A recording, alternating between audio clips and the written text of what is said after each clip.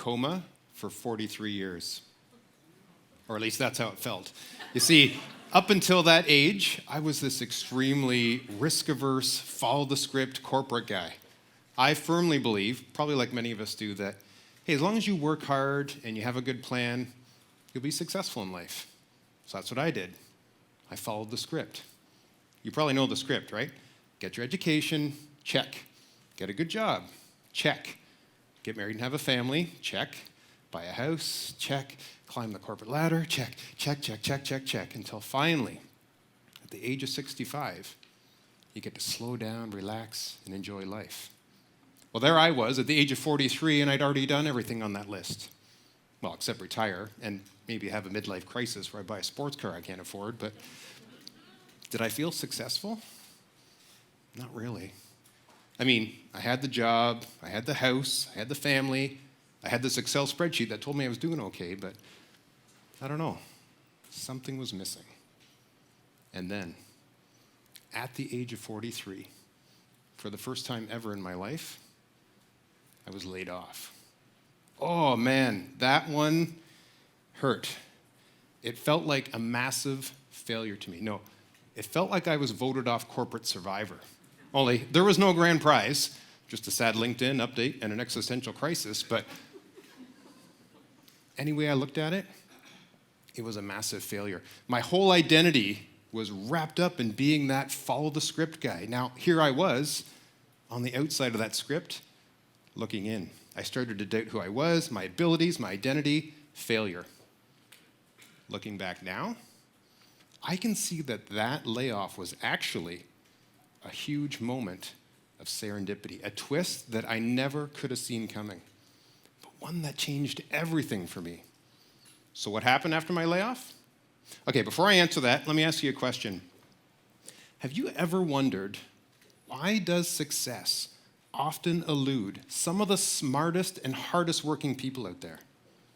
Maybe that recipe that we've been told, be smart, work hard, and plan meticulously, maybe that's actually not the recipe for success.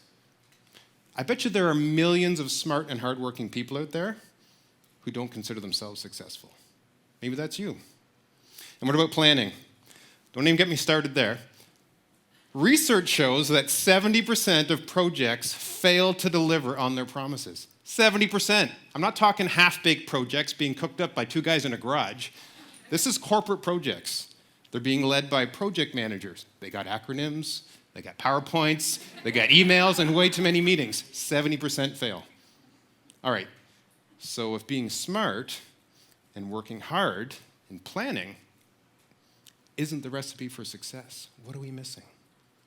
So in the past few years, I became obsessed with that question. No, I became obsessed with answering that question. So here's what I did. I started researching all of the most successful people, products, and companies throughout history. I had to find, what is that missing ingredient for success? What I found shocked me. You see, it turns out it's not some skill, it's not some strategy, it's something we're a little more reluctant to talk about because it feels too elusive, too random, too outside of our control. It's serendipity. Now, Oxford Dictionary would define serendipity as the occurrence and development of events by chance in a happy or beneficial way. I prefer my own definition, just happy accidents. And I found them everywhere. The microwave, invented by accident when an engineer discovered a half-melted chocolate bar in his pocket. Now, this also tells me that engineers might be walking around with half-melted snacks more than we thought, but Post-it notes, invented by a guy at 3M who accidentally invented the world's worst glue. Right? Super glue, on the other hand, you can't make this stuff up, invented by a guy during World War II who was trying to invent better clear plastic to use in gun sights. Okay, so if you're keeping track at home, we could have had better military optics. Instead, we got the ability to permanently glue our fingers together. Right? The Slinky was invented by accident. So was the popsicle, Play-Doh, potato chips. The list just went on and on and on. And it wasn't even just accidental inventions. I was finding that serendipity and chance had its fingerprints all over every kind of success story. Might have been how the idea came about. Could have been a lucky break. It could have been how two people met. I've read all these stories about how people got together and partnered and ended up starting companies or starting a band. Serendipity was everywhere. So now back to my story. What happened after my layoff? Remember I told you I was this extremely risk-averse, follow-the-script guy? So naturally, my first instinct was, okay, I got to jump right back in. I got to get back to following that script. Check, check, check. I need another corporate job, ASAP. And then something happened. After a couple days, my curiosity kicked in. I started asking myself, what if? What if I didn't just go get another corporate job? What if I didn't just keep following that script? What if I bet on myself? I'd often thought about being a management consultant, but I just thought, nah, that's something you do when you're old and you got too many golf shirts. And then I thought, wait a minute, what if I did it now? So I did. And in the past 7 years, I've launched that consulting company and a coaching practice. I've written 4 books. I've been a guest on several podcasts. And now here I am giving my first TED Talk. Now, don't get me wrong, okay? I'm no Jeff Bezos. But I feel way more successful now than I did before all this happened. Okay. This is the part of the talk where you're probably sitting there going, really, Dennis? Serendipity. Yeah, that's the recipe for success. Yeah, really. But you want to know the really cool part? Here's what else I found when I researched all those stories. They all followed the exact same 3-step process. And so can you. Looks like this. Set the stage, recognize, capitalize. Set the stage, recognize, capitalize. Let's go through them one at a time. So we'll start with set the stage.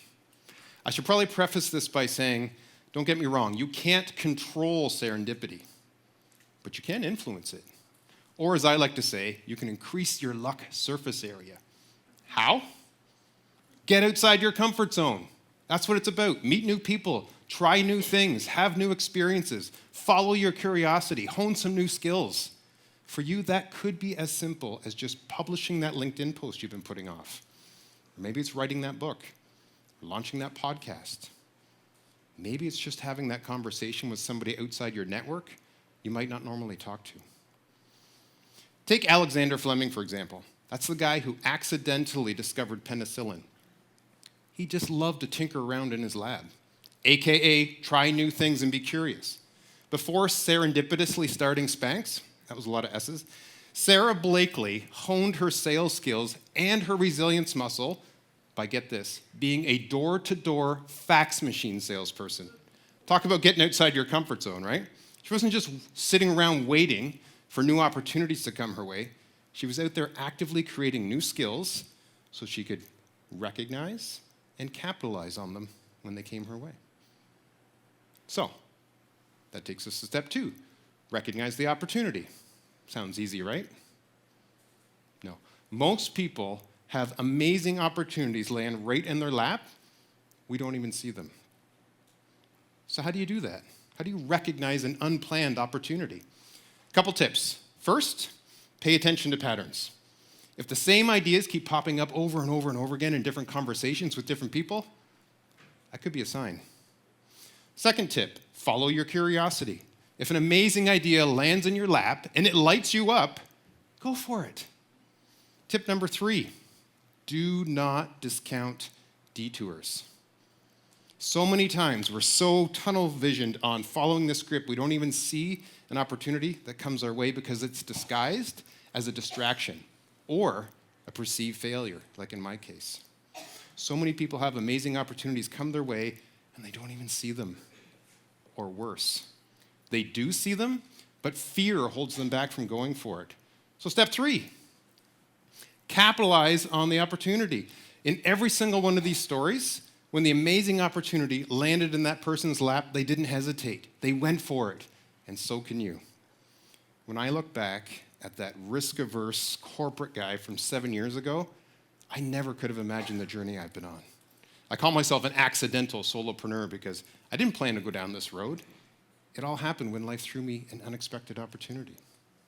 Now, imagine a world where we all stopped going through life like we're in a coma, following a script, checking a checkbox. And instead, we learned to set the stage, recognize, and capitalize on serendipity. What if?